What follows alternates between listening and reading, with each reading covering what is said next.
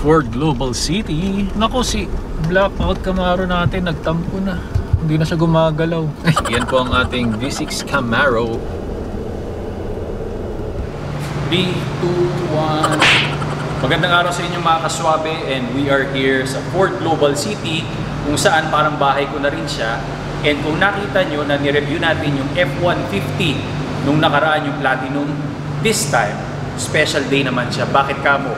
This F-150 Lariat, i-test drive natin, kaya yan ang abangan nyo. And we will begin now.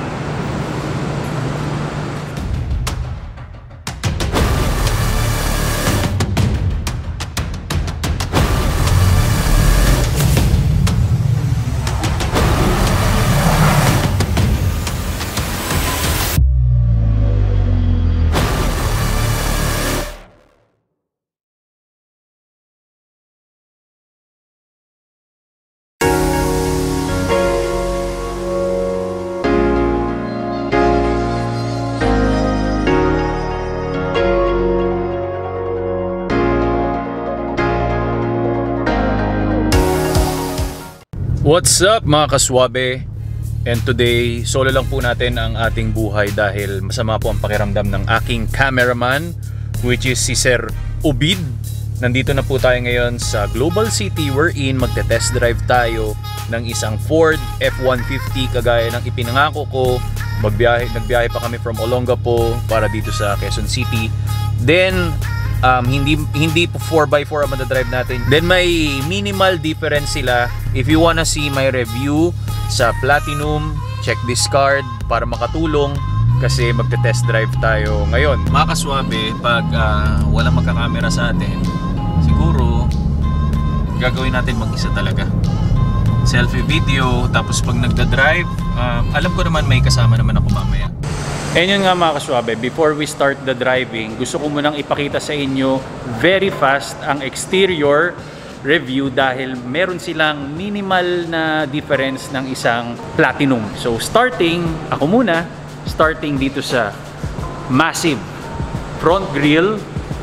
This one is not a satin aluminum grille. Doon sa Platinum, satin aluminum front grille tayo. I love the horizontal grills wherein you have two-piece dito and two-piece din dito. You have a big opening sa pinakagitna ng front grills natin. Dito siya. So para saan yan? For cooling radiator and even sa EcoBoost engine natin. Para mas maging presko dun sa loob. Then after that, ito naman yung quad beam headlights natin wherein letter C siya, pero pag in-ignite becomes letter E. So LED lights, then lower marker lights natin, fog lamps, recovery hooks natin. We have dalawa. Then you have sensors. You have aggressive hood ng isang F-150. Look at that slide. That body line. Okay. Then front fenders natin. Yan yung mga opening niya. F-150 Lariat because it's not a Platinum. Then meron lang pinagkaiba sa step board. Dahil doon retractable, pag binuksan mo, bababa siya. Pero this one, fixed. May nakalawit siya dito, pero doon, it's clean. Okay? Moving side mirror, very huge. You have LED lights. Sa kabila is 4x4. Those are for hardcore driving and even yung mga pang-mountain na talaga. Pero this one, pag adventure and sporty ka, bagay ang Lariat sa'yo. Then you have Michelin tires, which is 275, 55, and 20 ang height ng ating tires. And of course, the rims is 20. This one is your full LED rear lights. Letter E rin siya pag in-ignite. Strip of F-150. You have satin aluminum tailgate sa 4x4, but 4x2 continuation lang of body parts niya. And ang naiba lang is F-150 ang nandito, which is Platinum dati, and of course your Ford emblem. This one is your tailgate. Yun. Pero wala lang siyang katulad nung dun sa 4x4 natin, which is meron kang pwedeng i-press dito para magkaroon ka ng tailgate assist and step board. Yun ang missing dito. Yan ang kasama dun sa worth 300,000. Doon meron, dito wala. Okay? 4x2 Lariat. Power supply, power outlet, aircon, vented seats pero pang mainit lang. Then your space, pag inangat mo, so much space. Of course, lighting. Leather seats with armrests. Cup holders. Puro cup holders, no? 1, 2, 3, 4. Doon pa, 5, 6. Okay, medyo lumabo. O focus, balik natin. Sakit sa mata. Then ito yung pinaka-view mo if you are a passenger. Ayan. Alright, we are driving F-150 Lariat 4x2 inspired sa Chowking Lariat. Hindi, biro lang. So si Ma'am Jen ang naghahawak. Thank you very much, Ma'am Jen. Alam ko napakahirap niyan. First impression, first time na nag-drive ako ng isang luxury truck, feeling mo nangingibabaw ka sa lahat ng nasa lupa. Ang impression ko dati pag nagda-drive ako ng kotse, then may sasalubong sa akin na ganitong kalaking truck, nai-intimidate ako. Hindi ko alam because of siguro dun sa pinaka-size niya or itsura ba. Ganon siya eh. Alam mo yung pag dinrive mo, talagang lalaking lalaki, very masculine yung madadama mo. Ngayon naghahanap lang tayo ng road wherein pwede natin medyo ihataw at makakuha tayo ng momentum sa 4x2 natin. Kahit malaki to, I don't feel anything na ganon siya kabigat. As of now, steering wheel niya talagang ayan, nakikisabay naman. So medyo ihataw natin ng konti. 3.5 liters V6 engine, then EcoBoost engine. Malapit-lapit po siya dun sa power ng aking Camaro.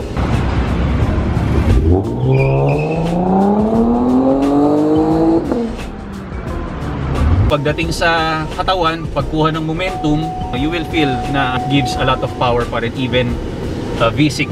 Yes mga kaswabe, till traffic pa lang, ipakita ko sa iyo ang interior ng F-150 Lariat. Then you have tons of space here. And ang pasahero, of course, Ford promotes 3 tao sa likod pero pwede po magkasya halos 4-5 tao o pwede pang 6 pag matigas talaga ang mga ulo nyo. Okay? Huwag lang kayong papahuli. So drive tayo. Pasensya kaswabe, kunan ko lang. And you have a bulk center dito. Ayun nga, sabi ko sana naglagay sila ng F-150 rito. Then of course, yung instrument gauge clusters mo, napakalinaw and ang arrangement niya napakaganda. Kumbaga, nakikita mo tong shape na to. Ayan, ganda-ganda. Then you have 8 inches na infotainment system. Medyo mahirap at challenging ang ginagawa ko. Pasensya na. Huwag niyo po ako isusumbong. Tayo po may-ari ng Ford. Huwag kayong mag-alala. Ay, ng Ford. ng BGC. Bagay na bagay ito sa mga taong sporty, mahilig mag-adventure. Nawawala yung dial type knob dito kasi nandun yung settings ng 4x4, tapos yung 4 high, 4 low, may ganun yun eh. Then twin panel na moonroof mo, wala rin siya sa taas. Yun ang difference na mga nakita ko. Pero pagdating naman sa center console natin, habang traffic kaswabe, kwento lang ako. Ayan. Ay! Yun. Okay, look at... Malalim. Sa road naman, yung roughness niya, it's a brand new. Sakto lang, medyo may konting pag kinumpare mo siya sa SUV talaga, mas swabe yun. Given talaga, if you will get a truck, medyo may alog siya ng konti. Pero very slight lang. Hindi siya yung negative na wag mong kunin to dahil mapapagod ka. Wala naman akong ganun na nararamdaman. It's all normal. Brake is doing good. Yung shift points, mga kaswabe, ang gusto kong kunin, pero hindi tayo inaalaw talaga. Di ba mga kaswabe, pag mayaman ako, magpapagawa ako ng sariling kalsada para pag may nag-test drive, lahat pwedeng pumunta doon. Ang tawag doon, Barrera Highway Road. Yun no? Biglang pupalo, akala mo, nakaturbo siya. While driving, para kang nasa sofa, para kang nasa lazy boy, na may steering wheel, na meron kang gas, may brake ka, and nasa loob ka ng 4 na gulong, biyahe ka ng road na malalayo, carry, hindi mahirap, good posture, pag nakaupo ka, 10-way adjuster yata to. Ma'am Jen, tama ba yung sabi ko? Baka mabash ako dito. Basta alam ko 10-way yan. O kung nagkamali man ako kaswabe, tao lang ako, okay? Hindi ka magdadrive ng nakaganyan. Kasi pag nakaganyan ka, pag bumangga ka, wasak ang mga elbow mo. Dapat medyo yung arms mo, ito yung pinaka-posture niya, ganyan siya. Para pag bumangga ka, yung force pwede mo pang pigilan. POV ng isang F-150 Lariat 4x2.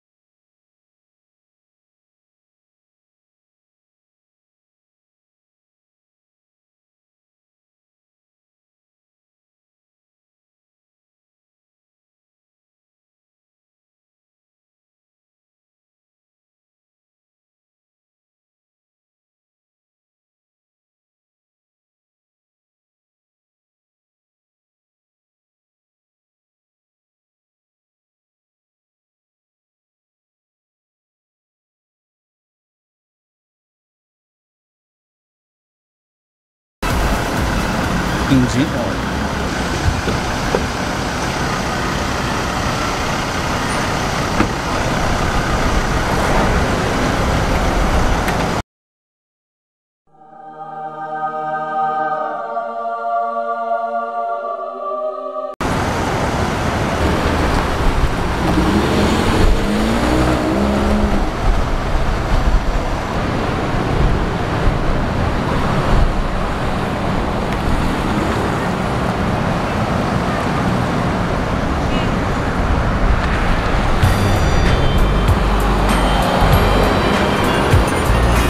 Oh, si Ma'am Jen, oh, tinreat ko ng kape. Ayan yung mga kaswabe. 1 million subscriber na tayo, may pabahay na tayo. Pabahay. Pero promise yan, pag nag 1 million tayo, nakaw, madaling-madali na lang yan. No, Ma'am Jen, no? Hindi lang kape, no? May parelos na, may pabat na, sa mga, syempre sa mga taong tumulong sa atin para ma-reach yung 1 million natin. 'Di ba? Tama naman yun eh. You give back pag naging part sila ng success mo. Yan naman ang tinatrain natin. Mga kaswabe, ito na, bibilis ako na. 1, 2, 3. Sinenyasan tayo. Yun. May humarang. No! God, please, no! No! Momentum sana. Alam mo yung masarap na tapos nabitin pa? Ano ba yung nafe-feel ko kaswabe? Ganun eh. Tsaka good thing to know, F-Series and Corolla. Sa top 2 spot, sila nagmamay-ari ng posisyon. Iba-ibang taon, sila yung naglalaban. Okay mga kaswabe, let's make momentum! Yeah! Let's go! On throttle! Yeah! Woohoo! Oh, ang sarap! Ang sarap, grabe. Galing kita rito. Angkas ka muna.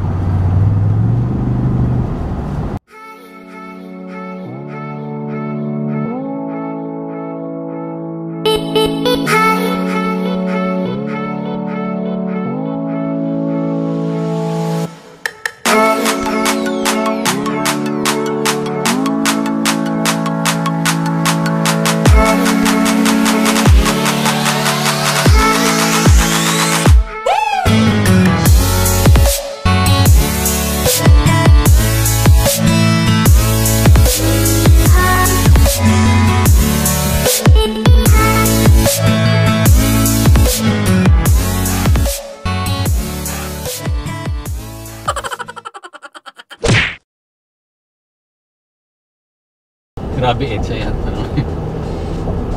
Mga kaswabe, even though hindi man perfect ang ating kalsada dito around Manila, nag-enjoy pa rin ako. Verdict driving this F-150 Lariat. It's a heavy truck, but if you drive it, para sa akin, lightweight. Kanina, may motion ako na biglaan. Agile siya, yung agility niya. Kahit malaki siya, mabilis yung cornering niya. Yun yung nagustuhan ko. Driving this, again, very comfy. May sofa ka, meron kang steering wheel. Para kang nasa bahay, kulang na lang mag-popcorn ka, kulang na lang manood ka ng movie. Tapos mataas siya, you are elevated. So alam mo naman pag nasa taas ka, yan yung feeling mo, ano kay, superior ka. Yun yung masarap dito.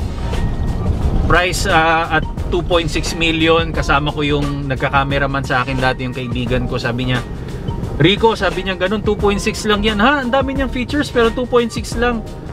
Masarap siyang ilagay sa garahe. If you have car, ibang variety naman to, ibang klaseng performance naman to. Pwede siyang maghakot ng maraming tools and even family. Kahit nag-start siya dati as pang farming. So lahat, equip ka rito, getting your business done, lahat ng klase ng kailangan mong ilipat from point A to point B, okay siya. Kita mo lahat, visibility very good. Nakita mo to? May pa-slide pa siya dito, mas more, you have more vision dito sa kabila. Talagang kaya mong silipin what's going on, 'di ba? Side mirrors mo, very huge. Kitang-kita mo yung buong mundo sa side mirrors. Then you have handle here, para in case na sobrang bilis mo, may extra hawakan ka habang nagda-drive ka, kumapit kang ganyan, ikaw bahala. Sa likod meron din. Then of course, infotainment system mo, kompleto yan lahat. I can say a thing. Then you have camera all over 180 360 degrees, very nice, diba? You have compartment dito. Review na rin tayo. Then you have 10 speakers, Bang and Olufsen. Actually na-meet ko na sila pero nakalimutan ko kung kailan. Joke. Okay? You have very nice seat. Wala nga lang sang taga-massage. 4x4 meron. Twin panel moonroof. Wala nga lang siya pero it's okay. Less 300,000. Very nice. Leather material. Dashboard mo. Openings ng aircon mo. Ang laki. Ang ano siya, wide and long. Then you have little space here para siyang ATM machine. Joke. So cup holders mo marami. Ito malaki to. You can dine here. Busy ka, nagmamadali ka, nag-take out ka, Jollibee, McDo. Tapos may space ka pa dito ulit, 'di ba? Then you have space sa likod wherein 60-40 ang tawag nila dun sa pinaka position. Of course, yung mga lights natin andito yan. Yan. Okay? Pero maybe may kinalaman to sa alarm system. I think meron rin to. So again, sulit. Para sa akin, 2.6 million, I'll get this one. Hindi ko ikakahiya, pagmamalaki ko to na kukuha ko ng isang Ford F-150 Lariat. So I hope nagustuhan mo yung content natin, kaswabe. If you see value from this channel, please like this video, comment, share, and subscribe. Of course, hit the notification bell para naman makatulong sa aming creators and makapaghatid kami ng mas malulupit pa na mga video. And please follow this on Facebook na rin. So, maraming salamat. May mga bago tayong video na lalabas. Palupit na palupit ang content natin. Tandaan mo, pag part ka ng Kaswabe team, malakas ang iyong dating. I'll see you in my next video for Swabe Car Review.